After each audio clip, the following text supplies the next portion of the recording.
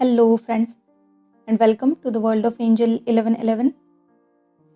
Friends, सबसे पहले तो आपको मेरी ढेर सारी blessings, lots of love light and blessings to all of you कि आपने वार्निंग के बावजूद भी इस वीडियो पे क्लिक किया है, राइट? अगर इसमें ट्रिगर्स है भी तो उनको झेलने की हिम्मत की है। एंड अगेन कॉन्ग्रेचुलेशंस कि आप लोग बहुत जल्दी ग्रो करेंगे, ठीक है?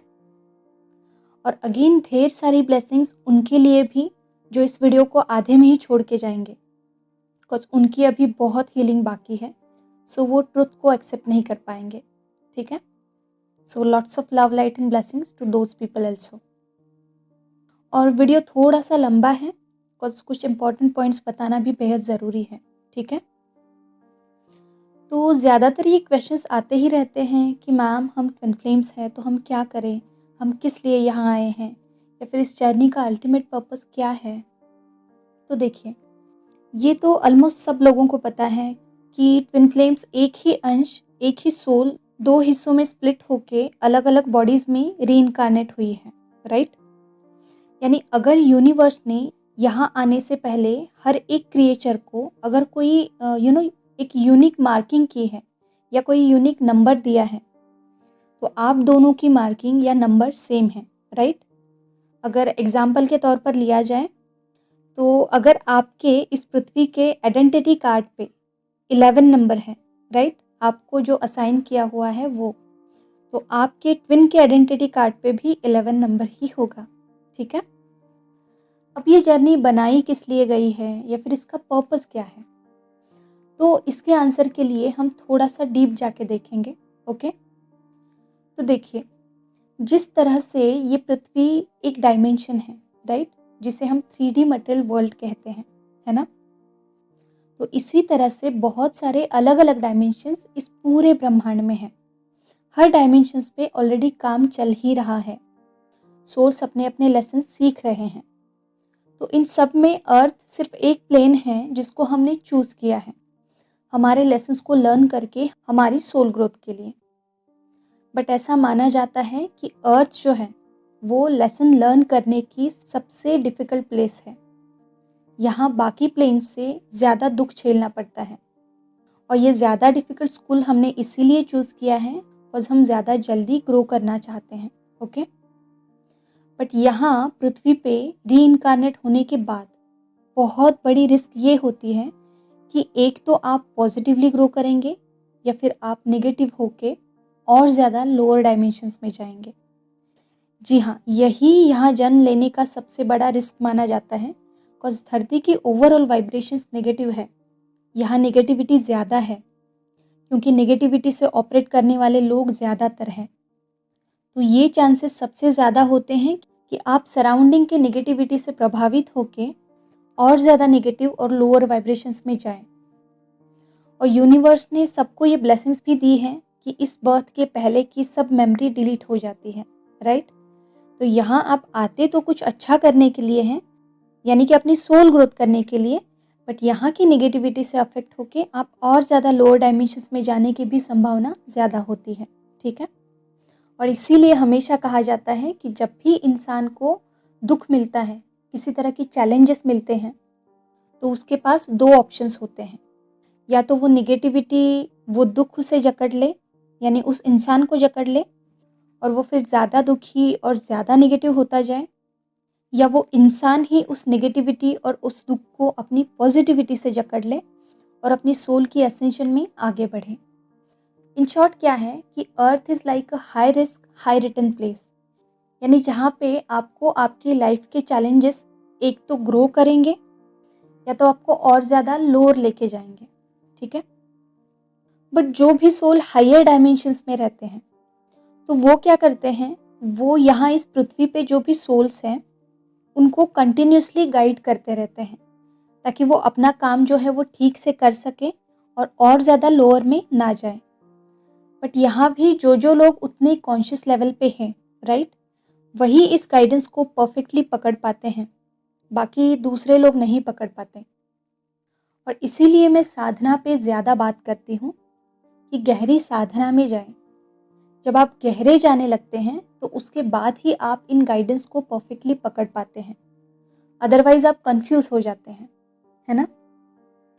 सो बेसिकली ये जो सोल है वो स्प्लिट होके अलग अलग डायमेंशंस में काम करती है और कंटिन्यूसली प्योरीफाई होती रहती है। मल्टीपल बर्थ्स आर टेकन, और हम बर्थ्स क्यों लेते हैं? सिंपली अपने आप को प्योरीफाई करके और ज़्यादा असेंड होने के लिए, राइट। तो अगर आप इस बर्थ में अपने ट्विन से मिले हैं या एटलीस्ट ये जानते भी हैं कि someone is your twin flame, तो ये भी आप दोनों खुद डिसाइड करके ही आए हैं कि यहाँ इस मोड पे हम मिलेंगे, और वो मिलना भी किसी स्पेसिफिक पर्पस के लिए होगा। यानी एक तो उसमें हीलिंग होगी, यानी आप एक दूसरे को हीलिंग के लिए मिलेंगे, राइट। या फिर दोनों एक साथ मिलके यहाँ स्पिरिचुअल वर्क करने के लिए मिलेंगे, यानी इस ओवरऑल पृथ्वी की वाइब्रेशंस को हाई करने के लिए। अब इन दोनों में से कौन सा पर्पस आपके लाइफ में है, ये हर एक के कर्मा डेप्थ पे डिपेंड है, और उसके साथ साथ ही यहाँ बर्थ लेने से पहले के आपके डिसीजन पे भी डिपेंड है। ओके, ये सारी जो चीज़ें हैं थोड़ा सा ध्यान से सुनिए, ठीक है। ये आपकी अवेयरनेस को रेज करने के लिए या फिर आपका देखने का नज़रिया बदलने के लिए ज़रूर हेल्प करेंगी। ओके, और जनरली क्या होता है या फिर क्या हो रहा है कि सपोज़ आपको पता चल गया कि आप ट्विन फ्लेम हैं, तो आप पूरी तरह से आपके ट्विन सेंट्रिक हो जाते हैं कि हाँ, अब वही मेरा सब कुछ है, मैं उसके बगैर नहीं रह सकती या फिर नहीं रह सकता। वो है तो सारी खुशी है, अगर नहीं है तो कुछ भी नहीं है। फिर उसे पाने के लिए जो जो पॉसिबल चीज़ें हैं वो करना। यहाँ तक कि यहाँ करीब 90% लोग ऐसे हैं जो इनर वर्क भी इसीलिए कर रहे हैं कि यूनियन हो या फिर मैं उसे पालूँ, राइट। बहुत ही कम लोग जो स्पिरिचुअली इतने मैच्योर हैं कि वो खुद की सोल ग्रोथ के लिए, खुद के असेंशन के लिए इनर वर्क कर रहे हैं, ना ही यूनियन को पाने के लिए। और मुझसे लिख के लीजिए कि सिर्फ यही लोग इस जर्नी में सक्सेसफुल होंगे जो यूनियन की या अपने ट्विन को पाने की डिज़ायर नहीं रखते, ठीक है। अब आप कहेंगे कि आपने ही कहा है कि ट्विन फ्लेम एक रिलेशनशिप नहीं है बल्कि एक रिस्पॉन्सिबिलिटी है, राइट। कि यहाँ इस 3D प्लेन में फंसे हुए हमारे काउंटर पार्ट को यहाँ से ले जाने की जिम्मेदारी हम पे है ना। तो यस, ये जिम्मेदारी बिल्कुल है, बट इसका मतलब ये नहीं कि आप यहाँ आए उसे ले जाने के लिए और उसी की डिज़ायर में फंसे रह जाएं। जी हाँ, इन दिनों ट्विन फ्लेम जर्नी जो है वो एक तरह का ट्रैप बनती जा रही है, जिसमें आप यहाँ आके फंसने के ज़्यादा चांसेस हैं। और ऐसा क्यों? क्योंकि हर जगह पे channel messages, channel songs, DM की एनर्जी, डीएम की रीडिंग्स, यही सब कुछ चल रहा है। और ये सब क्या है? ये बाकी कुछ नहीं, बस डिज़ायर की एनर्जी है, और ये लोअर एनर्जी है। और आप सब इन सारी चीज़ों से बाहर ही नहीं आ पा रहे हैं। खैर, आप यहाँ आए तो अपने ट्विन सोल को यहाँ से ले जाने के लिए, बट आप खुद ही इस ट्रैप में फंसे जा रहे हैं। हालांकि ये बेसिक कंसेप्ट तो हर एक को पता है कि जब आप खुद की सोल ग्रोथ करेंगे तो अपने आप ही उनकी सोल ग्रोथ भी होगी। अपने डीएम डीएफ से फोकस हटा के खुद पे फोकस करें। उनके साइड क्या चल रहा है is none of your business.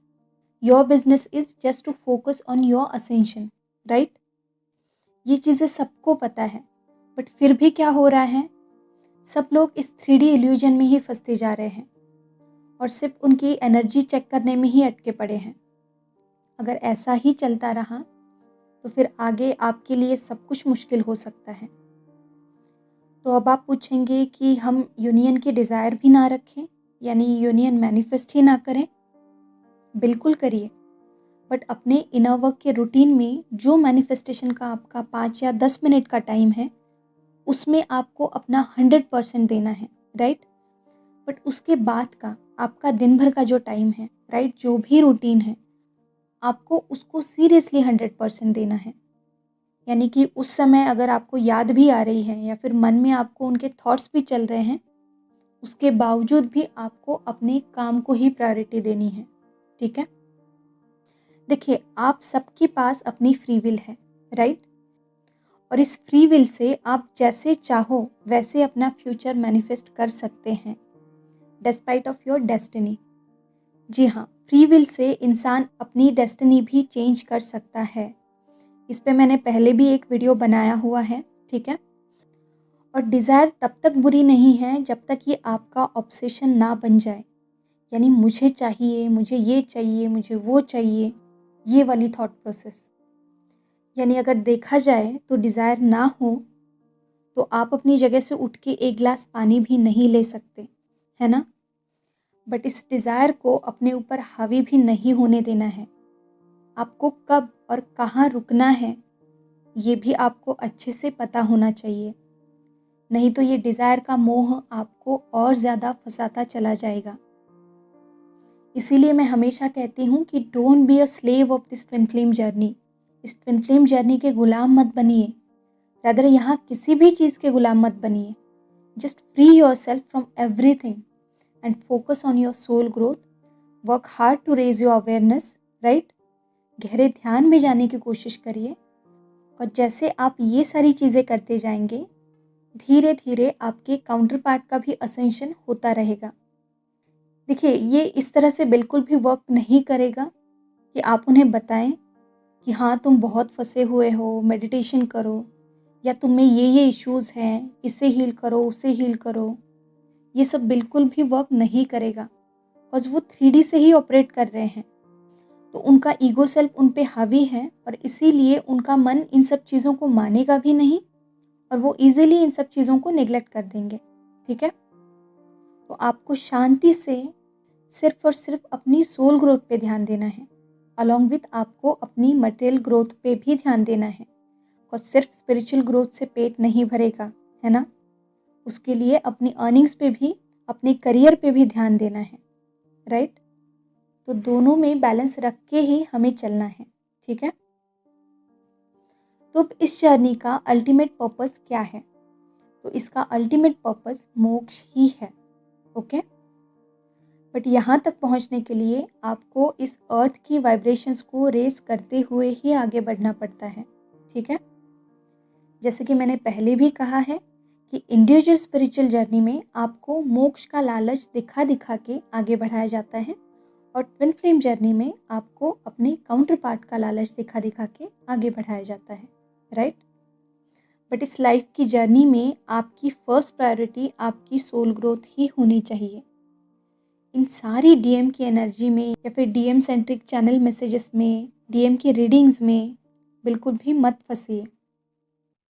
देखिए, सिर्फ और सिर्फ शिव शक्ति के या फिर राधा कृष्ण के पिक लगाने से या फिर अपने नाम शिव शक्ति रखने से, राइट, मैंने ये भी देखा है कि लोगों ने अपने नाम के आगे ट्विन फ्लेम लगा के रखा है, राइट। तो ये सब करने से या फिर बार बार लव यू यूनिवर्स करने से आपकी सोल ग्रोथ नहीं होगी, ठीक है। मैंने रिसेंटली नोटिस किया है कि ज़्यादातर लोग जो हैं वो सिर्फ अपने चैनल चलाने के लिए शिव शक्ति या फिर राधा कृष्ण के पिक्चर्स लगा रहे हैं अपने चैनल मैसेजेस पे, और फिर तो आप उन पे ऐसे अट्रैक्ट हो जाते हैं जैसे कोई भंवरा किसी फूल पे अट्रैक्ट होता है।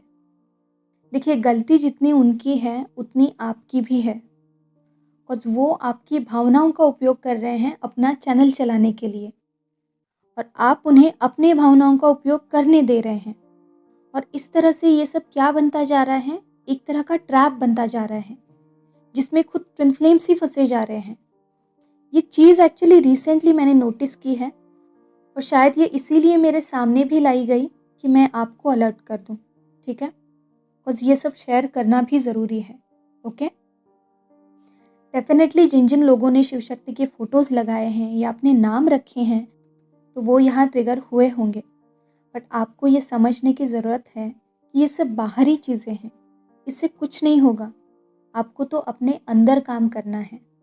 इस बाहरी इल्यूजन में मत फंसिए, गहरी साधना करिए, अपने इश्यूज़ को आइडेंटिफाई करके उनको हील करने की कोशिश करिए। आपको इस ड्यूअलिटी से बाहर आना है कि मेरा ट्विन बाहर है या मुझसे सेपरेटेड है। यूनियन के लिए आपको वननेस में आने की ज़रूरत होती है कि वो मुझसे अलग नहीं है, बाहर नहीं है, बल्कि मेरे अंदर है। और इसके भी भ्रम में आपको नहीं रहना है, एक्चुअल में इस वननेस को आपको फील करना है। और ये डीप मेडिटेटिव स्टेट में बार बार जाने के बाद ही यूनिवर्स के इस वननेस को आप एक्सपीरियंस कर पाते हैं, ठीक है। तो ये सारी बाहरी चीज़ें अगर आप करना चाहते हैं तो ज़रूर करिए, बट साथ साथ अपने अंदर काम करते रहिए। नहीं तो आप इन्हीं बाहरी चीज़ों में फंसते चले जाएंगे और फिर और ज़्यादा लोअर डायमेंशंस में जाने लगेंगे, और फिर आपको शिव शक्ति ही क्या, कोई भी भगवान आके नहीं बचा पाएंगे।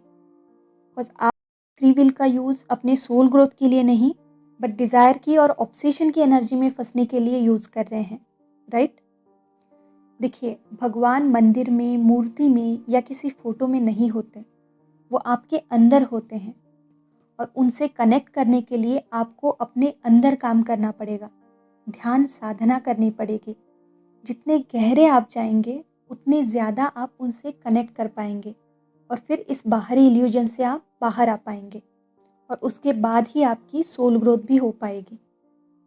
तो इस डीएम की, डिज़ायर की एनर्जी से पूरी तरह से बाहर आने की कोशिश करें। सडनली ये चीज़ें नहीं होंगी, धीरे धीरे होंगी, बट एटलीस्ट ट्राई तो करिए कि मैं इस डीएम की डिज़ायर से बाहर आ सकूं, राइट। वो अपनी लाइफ को, अपनी करियर को प्रायोरिटी जो दे रहे हैं, तो आपको भी अपनी लाइफ को, अपनी करियर को प्रायोरिटी देनी है, ना ही रोते बैठना है, ठीक है। तो कहीं पे भी अटके ना रहें, और सबसे मेन बात, किसी को भी आपके भावनाओं का बेनिफिट ना उठाने दें, और अपनी स्पिरिचुअल ग्रोथ के साथ साथ अपनी मटेरियल ग्रोथ पे भी ध्यान दें। अपने ट्विन को उसकी हालत पे छोड़ दीजिए, ठीक है, क्योंकि divine is taking care of him same as like you, right. तो मेरी ढेर सारी ब्लेसिंग्स आप सबके लिए। आप सब बहुत जल्दी तरक्की करें अपने मटेरियल और अपनी स्पिरिचुअल ग्रोथ में, ठीक है। और हमेशा खुश रहें, पूरी तरह से इंडिपेंडेंट होके अपनी पावर में रहें, और एक फ्री सोल की तरह रहें, ठीक है। तो चलिए, आज के लिए इतना ही। खुद का ध्यान रखिए, खुद को सेफ रखिए। Deep thanks to Reiki angel, doctor Mikao से, and all holy masters. Thank you.